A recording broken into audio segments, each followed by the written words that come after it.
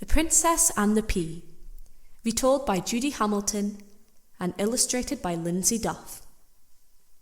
Long ago, in a far distant kingdom, there lived a king and a queen and their young son, the prince. The king and queen were very proud of their son. He was their only child, and as far as his parents were concerned, nothing was too good for him. From the day that he was born, the boy was given the very best of everything. He wore the finest clothes. He ate the choicest of foods. He had the noblest of horses to ride, and he had the best of teachers. The prince grew up tall and strong, a credit to his parents. He was clever and good-natured and handsome. When the prince had grown up, he began to think that it was about time that he found a girl to love and to marry. Of course, such a fine young man was very popular, and there were many young ladies from noble families in the kingdom who would have dearly loved to become the prince's wife. In other kingdoms near and far as well, word had spread of the prince, and there too were many young ladies who would give anything to become his bride. But the queen, still determined that the only very best was good enough for her son, told him, "When you marry, my son, you must marry a true princess. No one else will be good enough." The prince came from a very old and respected royal family, and could understand why his mother wanted him to marry a true princess. So, he told her that he would only consider courting young ladies who came from other royal families. But this did not satisfy the queen. "These young ladies may come from royal families," she said, "but they may still not be true princesses. You must marry a true princess." "How shall I be able to tell who is and who is not a true princess?" the prince wanted to know. "Trust me, my son. I shall find you a true princess to marry," said his mother. In the days that followed, the queen sent out messengers near and far to make it known that the prince was looking for a princess to marry. Any young ladies of royal blood who wanted to be considered as a possible bride for the prince were to make their wishes known to the palace. Everyone would be invited to the palace in turn to spend one night in the guest suite. The royal family would then be able to make a decision about who would be honored by becoming the prince's bride. The announcement also stated that only true princesses would be considered. The messengers all set off on their journeys, and the queen gathered her servants together to prepare the guest suite in the palace. The rooms were very grand already, and the bedroom had in it a large and comfortable bed with a soft feather mattress. But the queen did not appear to think that it was comfortable enough. She ordered her puzzle servants to bring in 19 more mattresses and to pile them, one on top of another, onto the guest bed, with 20 mattresses on it. The bed was so high that a ladder was needed to get into it. But the queen was satisfied. When no one was looking, she slipped a single pea underneath the mattress that lay at the very bottom of the pile. Life was very busy in the palace during the coming weeks. Countless young ladies wanted to marry the prince. Every night, another carriage would drive through the palace gates with another hopeful bride-to-be. Each guest was treated with a greatness of kindness and courtesy.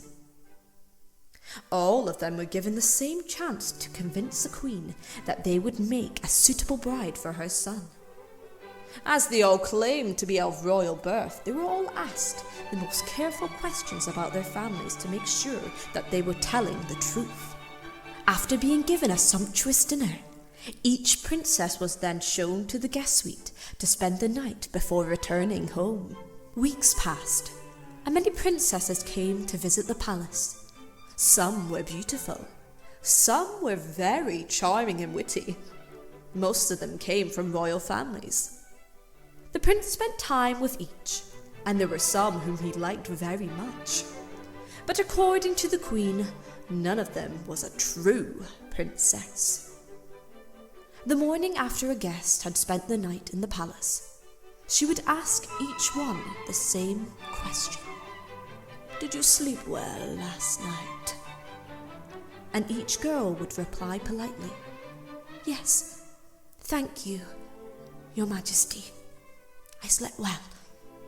Then the queen would frown, and when the girl left, she would turn to her son and say, "She was not a true princess." The prince was very puzzled. How could his mother tell that all these young ladies were not true princesses? Was royal blood not enough? But the queen was a strong woman. The prince dared not argue. The queen sent messengers even farther away than before in search of a true princess. As time passed, the flow of visitors to the castle began to slow down. The number of princesses coming to see the prince became smaller and smaller. It began to seem as if they would never find a true princess. The prince felt very depressed. He wanted so much to find someone to marry, and now it seemed as if they had run out of places to look for a bride for him. After some time, the flow of visitors to the castle stopped altogether. Weeks went by, and the prince felt sure he would never marry now. But the queen told him not to worry. "Your princess will come one day. Wait and see," she said.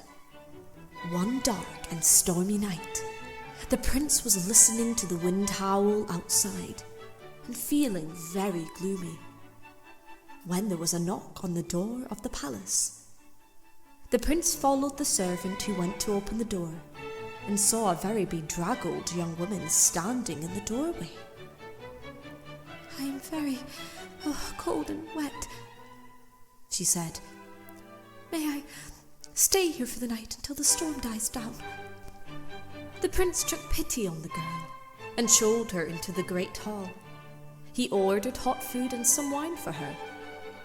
While she ate her meal by the fire, the prince sat beside her and they talked. He noticed that the girl's clothes were threadbare and her shoes worn out, and asked where she came from. "I was brought up by a poor old woman in a village far from here," the girl said. "She found me in the forest when I was a baby. She tells me I'm a princess from a distant kingdom." The prince became quite excited. Could this girl be a true princess? She was very beautiful, even in her old clothes, and very charming. He went to tell the queen. The queen said that the girl could stay the night. The prince was delighted. The girl looked worn out, so he showed her to the guest suite and said good night, leaving her to climb the ladders to the top of the pile of mattresses. The next morning at breakfast, the poor girl looked even more tired than before. The prince felt sorry for her. The queen asked her if she had slept well. The girl hesitated. "I hate to be rude, Your Majesty, but I cannot lie. The bed looked comfortable, but it felt so lumpy that I could not sleep a wink." The queen, surprisingly, looked very pleased. "My son, at last we have found a true princess," she told the prince. The prince was happy. He knew he loved the girl, but he was puzzled. "How do you know that she is a true princess?" he asked his mother. His mother smiled and took the prince and the girl to the guest suite. From beneath the pile of mattresses, she took out the pea and showed it to them both. Only a true princess could feel this under 20 feather mattresses, she said. The prince and the true princess laughed at the queen's cunning. Then the prince asked the true princess to marry him. She agreed, and they went to tell the king to make preparations for a great wedding celebration. It was the start of a long and very happy life together.